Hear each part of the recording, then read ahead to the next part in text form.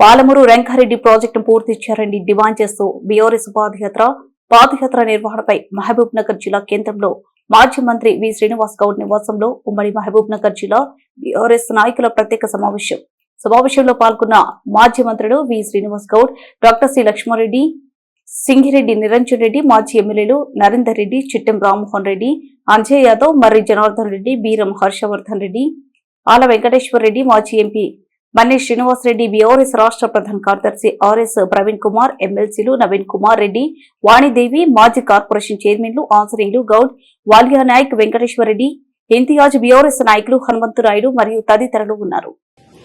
హర్షవర్ధన్ రెడ్డి గారు, మా మర్రి జనార్దన్ రెడ్డి గారు, ఆల వెంకటేశ్వర రెడ్డి గారు, చిట్టెం రామ్మోహన్ రెడ్డి గారు, మా అంజయ్ యాదవ్ గారు, మా మాజీ ఎంపీ శ్రీనివాస్ రెడ్డి గారు, మా మాజీ ఎమ్మెల్యే నరేందర్ రెడ్డి గారు, మరియు మా మాజీ చైర్మన్లు ఇంతియాజ్ గారు, వెంకటేశ్వర రెడ్డి గారు, వాలియా నాయక్ గారు, మా ఆంజనేయులు గారు, ఇంకా జిల్లా ముఖ్య నాయకులతో గత 2 రోజులుగా మేమందరం ఇంటర్నల్గా ఫోన్లో మాట్లాడి అనుకోకుండా ఈరోజు అన్నకు ఒక చిన్న వీసా అపాయింట్మెంట్ నైట్లో వచ్చినందుకు పోయినా కూడా దారిలో మేము మాట్లాడుకుని డిస్కస్ చేస్తున్నాం. చివరిగా ఏంటంటే మహబూబ్ నగర్ జిల్లా ఈ దేశంలోనే అత్యధికంగా వలసలు అయినటువంటి జిల్లా ఇది. తెలంగాణ వచ్చిన తర్వాత సాగునీరుతోనే జిల్లా రూపురేఖలు మారుతాయి. మనం బతుకుదెరువు వ్యవసాయం కనుక ఖచ్చితంగా పాలమూరు రంగారెడ్డి జిల్లా ప్రాజెక్టుతోనే ఇది కంప్లీట్ అయితేనటువంటి భావనతో ముఖ్యమంత్రి గారు మొదటగా జూరాల నుంచి అనుకున్నా, ఆ ఉన్న జూరాల నుంచి కోయిల్ సాగరు, నెట్టెంపాడు అవే నింపలేకపోతున్నాం. మొన్న జనవరిలో పోయి చూస్తే కూడా బురద. కానీ ఈ రోజు వరకు కూడా శ్రీశైలం నుంచి మనం లిఫ్ట్ చేసుకునే అవకాశం ఉంది. ఇది ముందే పసిగట్టి అందరితో మాట్లాడి మరి పాలమూరు రంగారెడ్డి జిల్లా ప్రాజెక్టును 90% కంప్లీట్ చేసుకుని నార్లాపూర్, ఒట్టెం, ఏదుల, కరివేన, ఉదండాపూర్ వరకు టోటల్ కంప్లీట్ చేసుకుని ఒక 10%, 11% పనులు కాలువలు తవ్వితే నీళ్లు వస్తాయనేటువంటి భావనతో టెండర్లు కూడా కాల్ఫర్ చేసి ఎలక్షన్స్ కాగానే ఇమ్మీడియట్ గా పార్లమెంట్ ఎలక్షన్స్ లోపలే కంప్లీట్ చేసుకుని జిల్లాకు నీళ్లు ఇవ్వటువంటి యజ్ఞంతో ముందుకు పోయిన సందర్భం మరి మీకు అందరూ తెలుసు. లేనిపోని హామీలు ఇచ్చి మరి హామీలు నమ్మి ఎన్నో హామీలు ఇచ్చింది. దానిలో మేము అన్న వీళ్ళందరూ మాట్లాడుతూ చెప్తారు. వీళ్ళు మరి 2.5 సంవత్సరాలు అవుతుంది. 2.5 సంవత్సరాలు అయినా కూడా ఎక్కడ వేసిన గొంగళి అక్కడనే ఉంది. ఒక 38 మంది చేయలేం లేదు. పాత బిల్లు ఇచ్చి ఇంత అయిందంతా చెప్తుండ్రు. మోటార్లు రెడీగా ఉన్నా జస్ట్ ఆన్ చేస్తే నిండిపోతాయి. ఆన్ చేస్తే 40-50 టీఎంసీ నీళ్లు రిజర్వాయర్లలో ఉంటాయి. గ్రౌండ్ వాటర్ ఎరుగుతుంది. చేపలు పెంచుకోవచ్చు. గొర్రెలకు, ఆవులకు మేత, అన్ని రకాల ప్రయోజనాలు ఉన్నా కూడా పెట్టిన మోటార్లకు కనీసం ఆన్ చేయడం కూడా చేయలేము. ఈ రోజు వరకు కూడా నీళ్లు సముద్రంలో వలుస్తున్నాయి. కానీ ఇక మిగిలింది 1 సంవత్సరం. ఆ తర్వాత ఎలక్షన్ ఇయర్ వస్తుంది. 2 బడ్జెట్లు.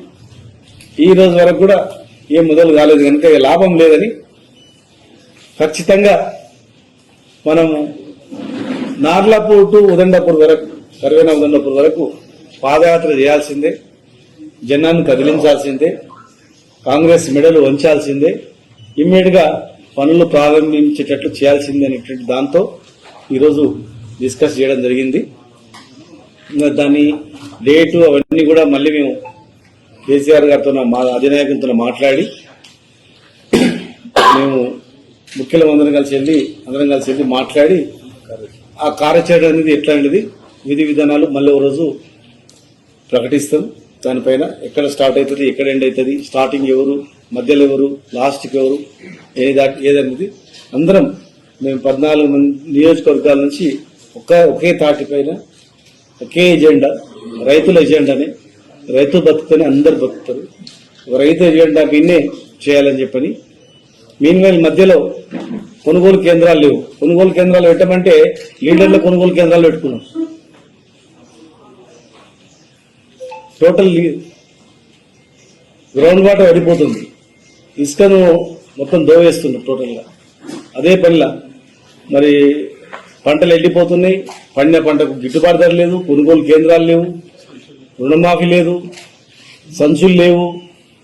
100 కిలోలకు 5 కిలోలు కొట్టేస్తుంది, 10 కిలోలు కొట్టేస్తుంది 100 కిలోలకు.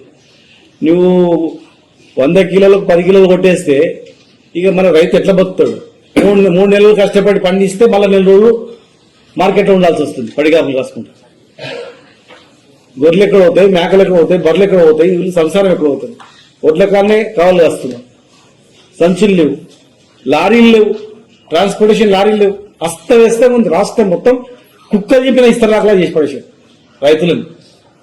దొరల్లాగా బతికిన వాళ్ళు బిచ్చగాళ్ళ టైప్ అయిపోయింది. కాళ్ళ మీద రాజులాగా బతికిన రైతు ఇలా బిక్కును ముఖం వేసుకొని బతుకుతుంది ఇలా. కనుక దాని మీద అది కూడా ఒక కార్యాచరణ, కొనుగోలు కేంద్రాల పైన కూడా ఒక కార్యాచరణ జిల్లా హెడ్ క్వార్టర్స్ లలో స్టార్ట్ చేయాలని చెప్పి, పాలమూరు రంగారెడ్డి జిల్లా ప్రాజెక్టు పైన కూడా చేయాలని చెప్పని పెద్ద ఎత్తున రైతాంగాన్ని కలిసి చేయాలని చెప్పి ఒక ఆలోచనతో మరి మేము డిస్కస్ చేసుకోవడం జరిగింది. దానికి సంబంధించినటువంటి లక్ష్మారెడ్డి గారు మాట్లాడిన తర్వాత ఫైనల్ గా అన్న ఇంకా నీరజ్ రెడ్డి గారు డీటెయిల్ గా క్లియర్ గా వివరిస్తారు.